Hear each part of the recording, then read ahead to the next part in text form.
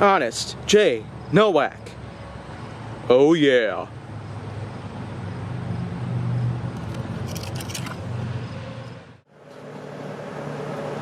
A pleasure to meet all at last, and welcome back to Honest J. Nowak. I'm currently going to be talking about the oxidation of fresh produce, because that's a recurring subject I feel like should be going around at some point. Because there's hardly any reason as to how, despite the best oxygen levels that we seem to be getting here in today's time, with the fact that there are still billions upon billions of trees out there across multiple species that currently exist in today's time, it's just a wonder, how can oxidation even occur to begin with?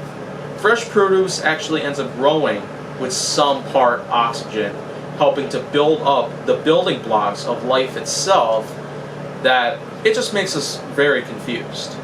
It's so confusing, in fact, I hardly have any words when it comes to just looking at oxidation itself. Because when I'm looking at some things like a tomato getting bruised, or a banana becoming brown, or anything else that relates to some sort of decomposition, because there are certain types of plants, crops, anything that we can usually harvest in today's lifetime, in today's culture, that can actually go wrong at some point. Certainly, usually when we have ourselves the produce, we would normally eat it right away, off the trees or wherever they originally came from. But at some point, they would end up expiring. And the main reason why they expire is because of oxidation. And oxidation itself is a process that just spends quite a long time taking place. It does usually get delayed a bit by refrigerator coolant, but that's probably not too much of a concern. Because whenever you have it in the fridge, it would still continue to take place. Because oxidation occurs with oxygen, as some part of the name itself implies.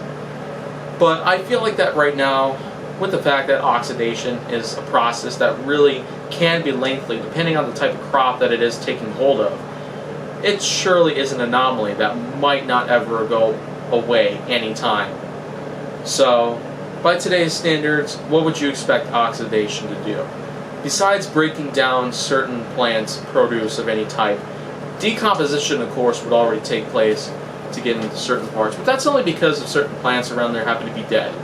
Decomposition, of course, would also wither away life, but that's also apparent when we are dead. If any one of us are brain dead, any dead in any case, that is the only cue to when decomposition itself would take place. But life itself, as in the animals, they don't seem to have oxidation in them. Only some plants. But whenever some fruits or vegetables tend to oxidize, it really is a big thing out there that we need to stay precautious about. So I suppose it's probably up to you to tell me, how is decomposition so apparent, and how, when you compare it to someone who's dead, let's say, decomposition takes place in animals, but oxidation occurs in plants. It's not exactly as a bitter story of mine, but I can't really say that much about the whole thing itself.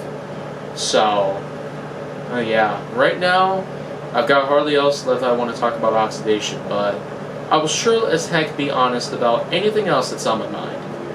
Because I feel like that right now, I'm probably just letting not so much loose about my honesty level on it. Probably to try to keep my peace at hand. But if you want to see more go down on my channel, make sure that you like, subscribe, comment, follow me on social media, and stay on the Hollywood side.